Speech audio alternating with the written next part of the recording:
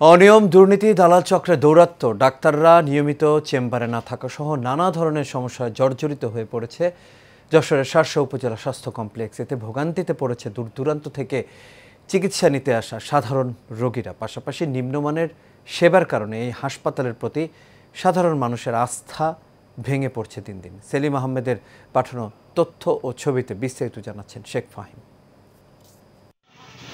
১৯৬০ সালে যশোরের শার্শা উপজেলার দক্ষিণ বুরুজবাগান গ্রামে প্রতিষ্ঠিত স্বাস্থ্য কমপ্লেক্সটি প্রথমে ৩১ শয্যা দিয়ে যাত্রা শুরু করলেও বর্তমানে শয্যা সংখ্যা ৫০-এ উন্নীত হয়। তবে শয্যা বৃদ্ধি পেলেও চিকিৎসক ও জনবল সংকট, ভাঙাচোরা অবকাঠামো আর অনিয়মের কারণে হাসপাতালটির কার্যত ধ্বংসস্তূপে পরিণত হয়েছে।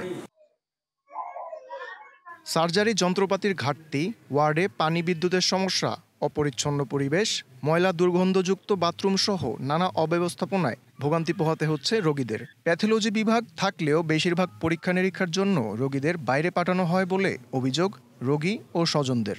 বাচ্চার জ্বর হয়েছে, টাইফয়েড, প্রস্রাবে ইনফেকশন হয়েছে। কোনো পরীক্ষা নিরীক্ষা করাইছে? হ্যাঁ, রক্ত 2টা টেস্ট দিছে আর প্রস্রাবের ইনফেকশনের জন্য একটা রিসিপ্ট। কোথা থেকে পরীক্ষা করাইছে? বিসমিল্লাহ থেকে।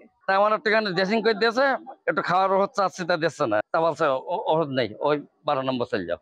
ডাক্তার একবেলা আসছে, একটা আসছে, আর সবই তো ইমার্জেন্সি রোগী যাচ্ছে, এইসব জায়গায় বসছে না। চাইছি 9টার সময় সিরিয়ালে দাঁড়িয়ে থেকে টিকিট কাউন্টারে কোনো গুরুত্ব নেই। জ্বর ছেড়ে দেয়, জ্বর আসে, তার জন্য আমি ডাক্তারের কাছে নিয়ে আসি, শিশু ডাক্তারের কাছে।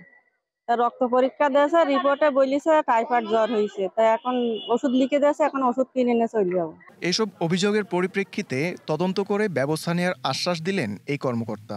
রোগীর রোগ ধরার সাপেক্ষে তাহলে যদি কোনো ইনভেস্টিগেশন দরকার হয়, কেবলমাত্র তখনই সেটা বাইরে অবশ্যই ইনভেস্টিগেশন করতে পারবে, কিন্তু কোনো অবস্থাতে এবং কোনোভাবেই যে কোনো ক্লিনিক হসপিটালে পাঠানো যাবে না। আমি তাদের স্পষ্টভাবে বলে দিয়েছি, যদি এরকম ভাবে কোনো প্রমাণ আসে তাহলে আমরা সেভাবে ব্যবস্থা নেব। হাসপাতালের কেবিন প্রভাবশালী সিন্ডিকেটের দখল থেকে মুক্ত ও সেবার মান ভালো করার দাবি সাধারণ মানুষের। Sheikh Fahim, Asian television.